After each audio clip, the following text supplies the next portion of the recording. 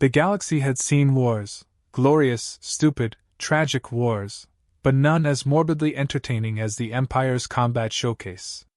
Think Roman Colosseum meets reality TV meets propaganda ministry. Billions tuned in across 1,000 star systems to watch warriors duel for honor, sponsors, and imperial political bragging rights. Today, however, every viewer, from the Rotarian aristocrats to the grub-skulking scythe drones, leaned in a little closer. Because today's challenger wasn't an alien. It was a human. A Navy SEAL, to be specific. The commentators whispered his name like it was a punchline nobody understood. Lieutenant Mason Briggs. Tall. Weathered. Cold blue eyes. That unmistakable. Divorced twice but still paying taxes. Energy older human men radiated like cosmic microwaves. He walked into the arena wearing fatigues and an expression like he'd rather be fixing his truck. Opposite him stood the Empire's golden child, Commander Vortal, a hulking 8-foot Targaxi shock trooper plated in ceremonial armor and ego. The crowd shrieked his name. Vortal had killed 46 opponents on live broadcast and made each death look artistic. Today was supposed to be his easiest victory yet. He didn't know Earth. He didn't know humans.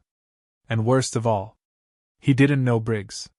The announcer's voice boomed. Remember, citizens, the human is not permitted to use Imperial weapons. A wave of laughter rolled across the crowd. Briggs scratched his beard. Didn't plan to, he muttered. The match began with a blast of ceremonial horns. Vortal charged first, because of course he did, spinning his energy halberd in a display of flashy, overproduced twirling that would have made any Marine snort. Briggs didn't move. He just watched. And smiled. In the Imperial Broadcast Hall, the camera director zoomed in. The smile buzzed through the galaxy like an electric jolt. Vortal leapt into the air, slashing down with enough force to bisect a hover tank. Briggs stepped aside. One step. Lazy. Almost bored. The halberd hit the arena floor and carved a molten trench the length of a city bus. Briggs. Swinging that thing like you're trying to compensate for something, big guy. 3 million Targaxi fans shrieked in collective insult. Vortal roared and swung again, this time horizontally, fast enough to blur. Briggs ducked. Calm. Surgical. The old SEAL had once dodged RPG fire in Somalia. A glow stick on a stick didn't scare him. Vortal came again. Briggs sidestepped. Vortal jabbed, Briggs swerved. Vortal unleashed a combo. Briggs walked backward like he was avoiding dog droppings on a sidewalk. The entire galaxy watched a revered champion fail to hit a middle-aged man who probably had lower back pain. Then Briggs murmured loud enough for the mic to catch. You done? Vortal lunged, bellowing. Briggs grabbed the halberd shaft mid-swing. The crowd gasped. Touching a Targaxi's weapon was taboo. Sacred. An insult punishable by disembowelment. Briggs twisted his hips, planting his foot exactly 1 inch behind his opponent's stance. And flipped the alien. 8 feet of muscle and armor crashed onto the arena floor like a dropped refrigerator. The audience's laughter died instantly.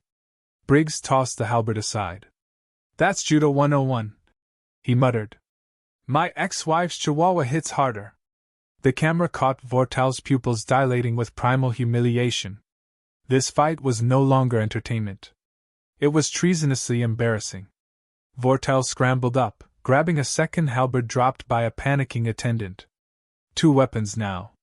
Double the energy blades. Double the fury. Briggs cracked his neck. All right, he sighed.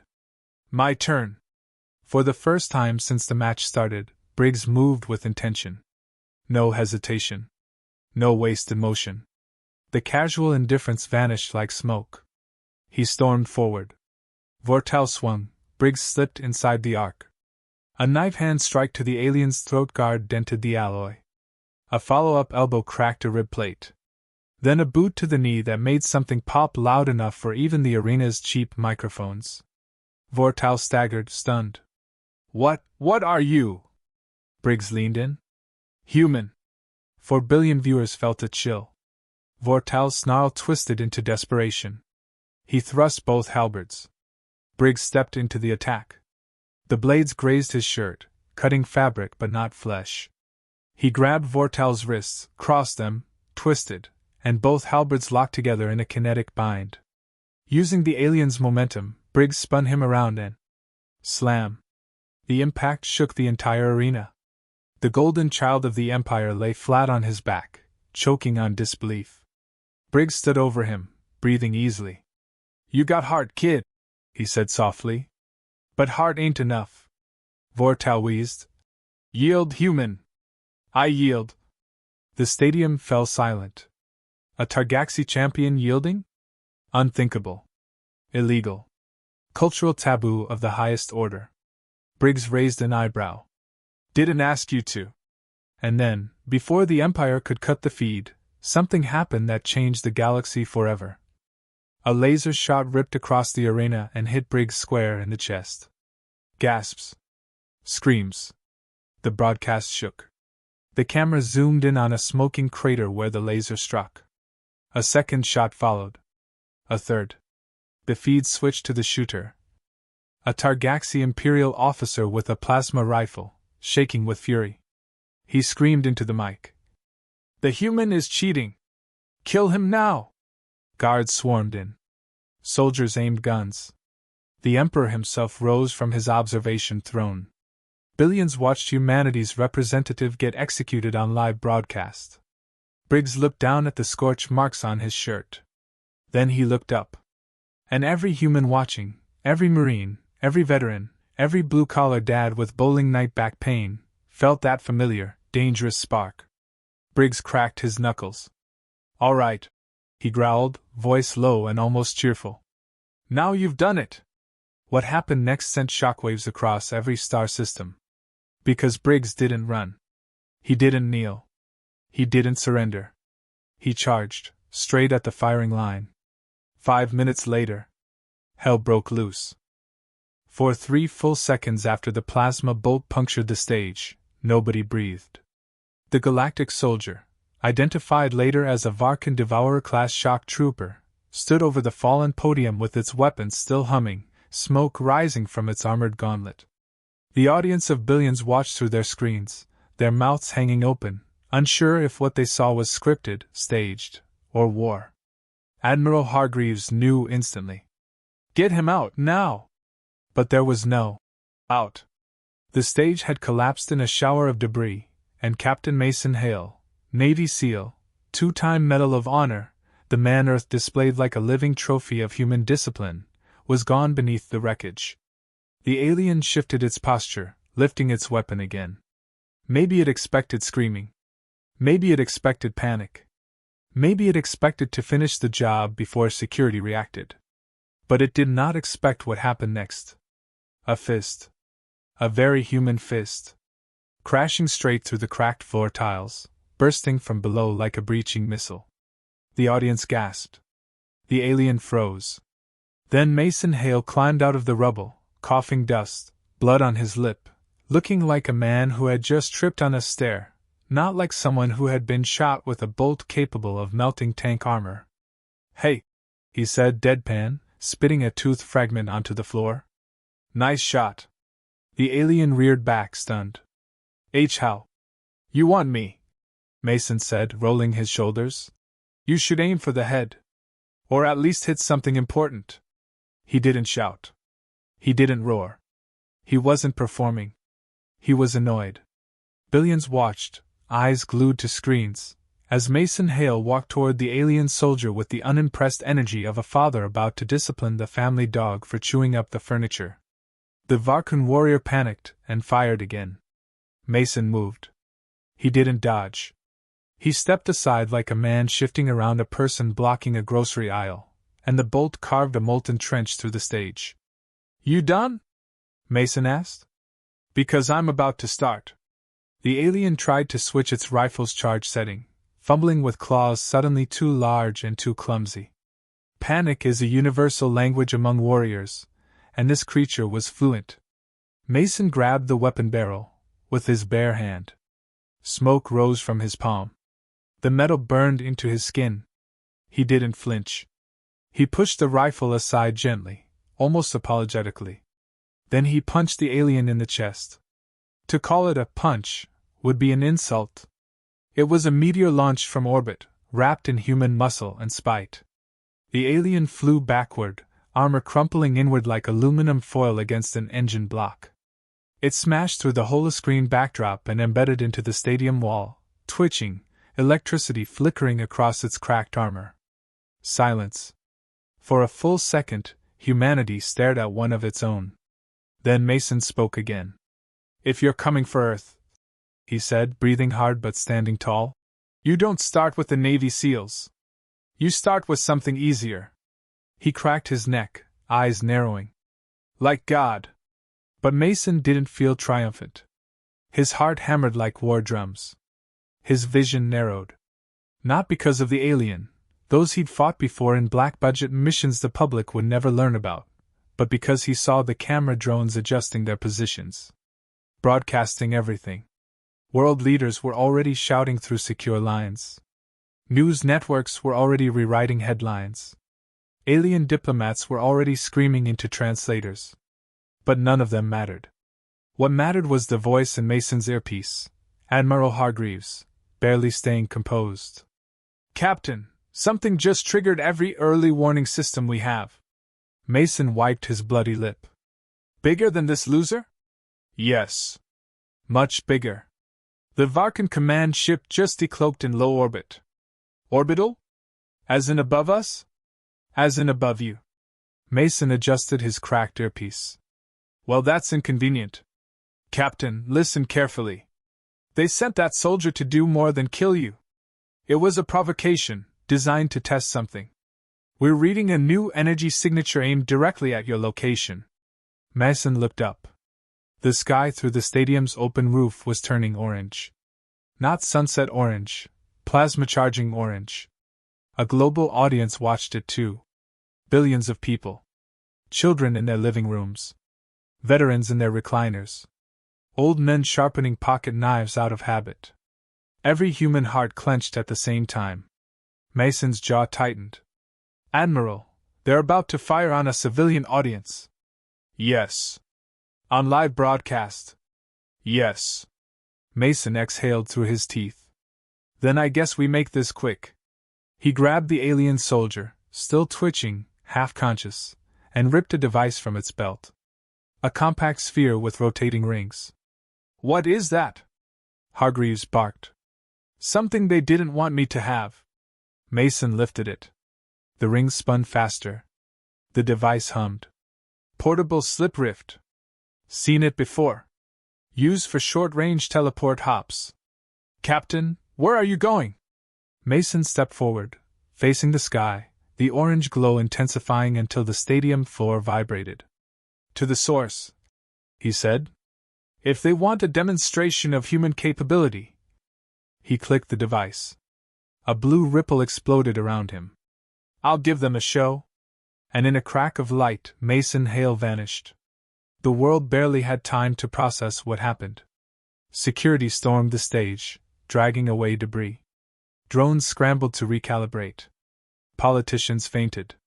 News hosts lost their voices.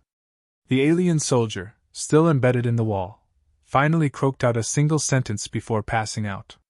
"He is impossible." But Mason Hale wasn't impossible. He was human. And the Varkan Empire was about to learn the difference.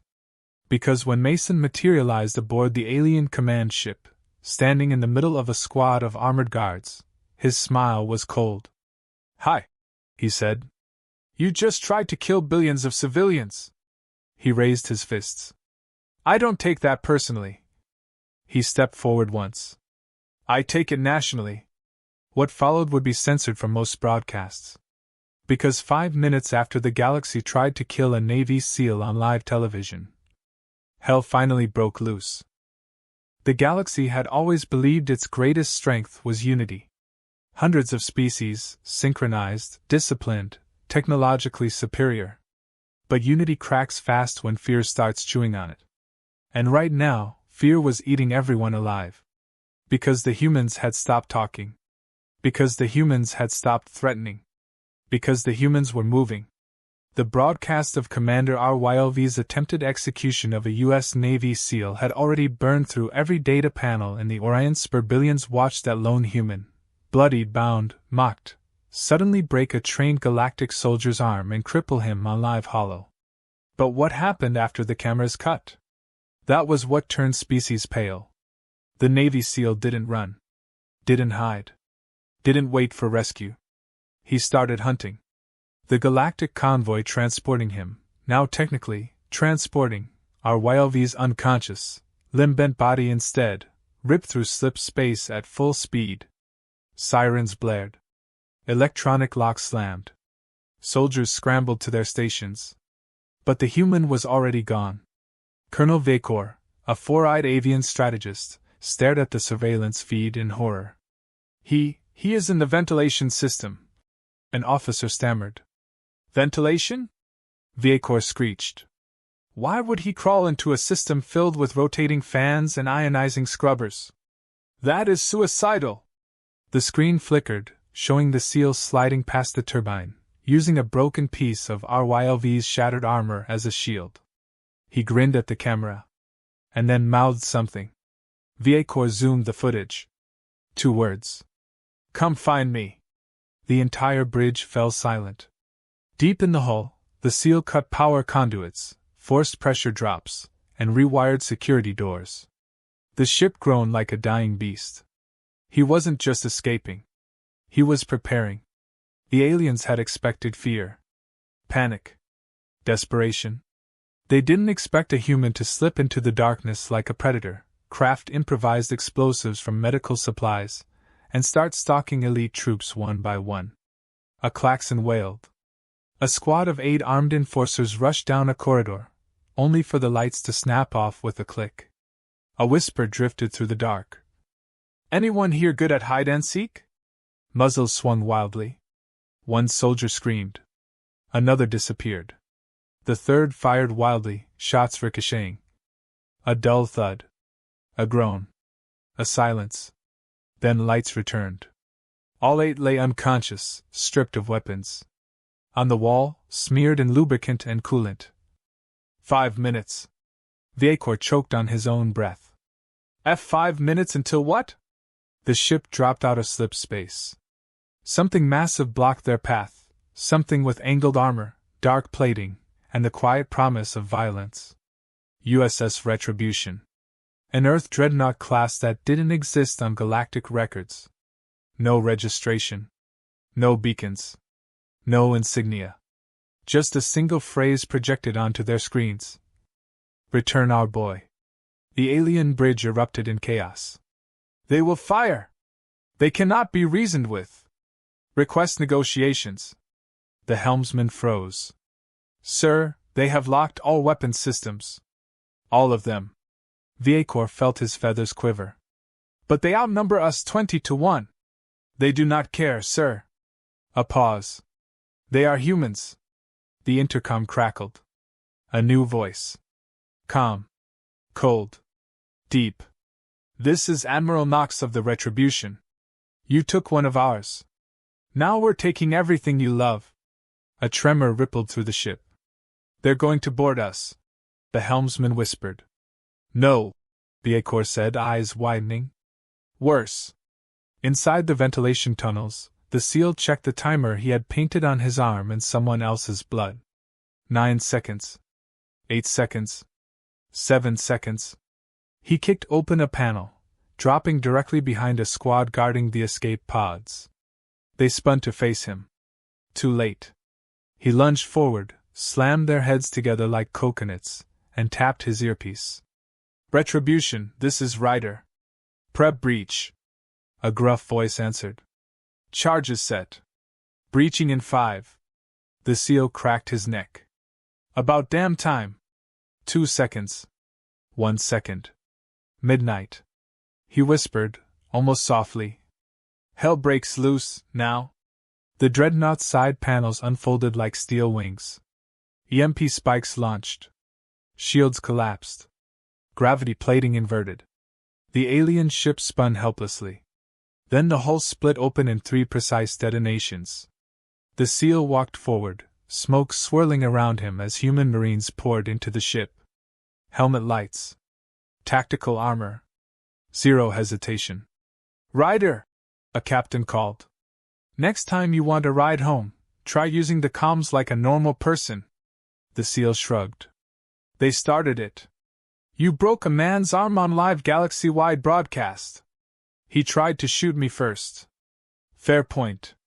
Together, the humans advanced. Every alien corridor became a battlefield. Every doorway a choke point. Every squad that resisted fell in seconds. Viacor watched his ship crumble, his soldiers scatter, his courage evaporate. "They are psychopaths," he whispered. "Absolute psychopaths," a Marine behind him said. "No, sir." Viacor turned just in time to see the SEAL step through a blown-open blast door. "We're professionals." He raised his weapon. "We only look like psychopaths." Viacor dropped to his knees. "I surrender. The Empire surrenders. All of us, just please stop." The SEAL paused. The Marines paused. But the dreadnought outside? Its weapon bays kept opening. Because Earth didn't trust surrender. Earth trusted results. The SEAL pressed a finger to his earpiece. "Admiral Knox. Alien Commander wants to talk terms." The Admiral's voice came cold and iron-hard. "Terms? There are no terms." Static crackled. "You tried to kill a Navy SEAL on live broadcast." A long silence followed. "Finish it, Ryder." The SEAL lowered his weapon, and for a moment, something human flickered in his expression. "Sir," he muttered, "request permission to take prisoners instead." "You going soft?" Knox growled. "Negative. But dead men don't talk. And someone planned that broadcast." Knox exhaled slowly. "Permission granted." Viacor collapsed, sobbing in relief. He didn't understand. The humans weren't being merciful. They were gathering intel. And the Empire was about to feel something far worse than death. Humanity's attention. By the time the alien fleet realized the SEAL was more than a single human soldier, the damage was already irreversible. Their dreadnoughts floated like gutted carcasses through the void, their energy shields collapsing one after another. The alien commander barked orders in a flurry of clicks and hisses, but it was too late. Every plan, every formation, every superior strategy they'd relied upon for millennia was unraveling under the humans' relentless improvisation. Inside the broadcast chamber, the SEAL's grin was almost casual, the kind that makes a predator's confidence shiver. He had rigged the live feed with improvised EMP disruptors and micro-missile triggers. Every move he made on screen wasn't just for show, it was a calculated, deadly instruction manual for chaos.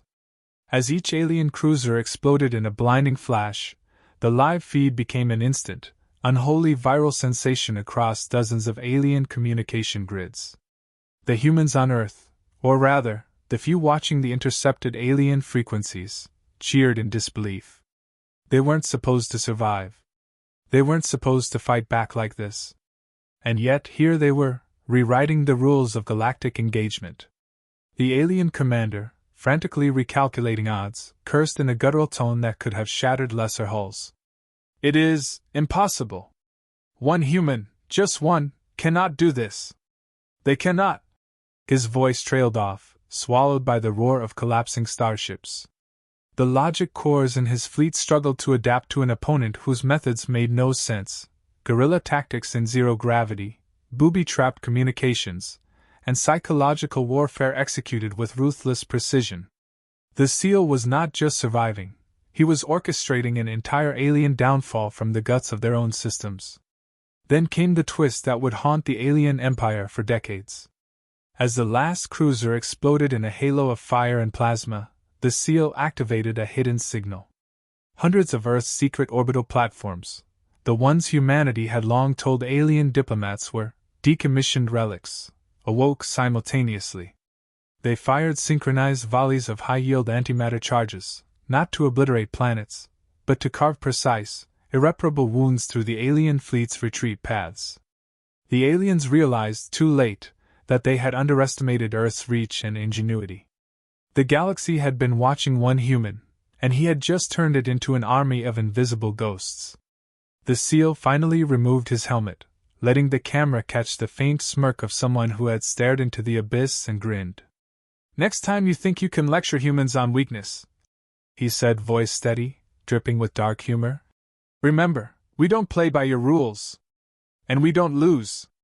The broadcast ended, but the signal lingered in alien memory grids like a virus, a living proof that humans were more than warriors. They were chaos incarnate, brilliantly, terrifyingly unpredictable. Back on Earth, the reception teams were silent at first, absorbing the scope of what had just unfolded. Then, slowly, a ripple of awe swept across military command centers. Analysts whispered, diplomats panicked, and politicians realized something uncomfortable. Humans were no longer a species to bargain with. They were a force to be feared, respected, and if necessary, destroyed before they could unleash the next revelation. But the SEAL didn't care. He was already disappearing into the void, a ghost with a grin, leaving behind a galaxy that would never forget that one human, and the 5 minutes that had changed everything. The moral was stark and uncompromising: underestimate a human, and the consequences are catastrophic. Respect them, or face annihilation with no warning, no negotiations, and no mercy. In the cold vacuum of space, where alien empires measured power in fleets and firepower, humanity proved something else entirely. One human, one mind, one will, sometimes, that's all it takes to break an empire.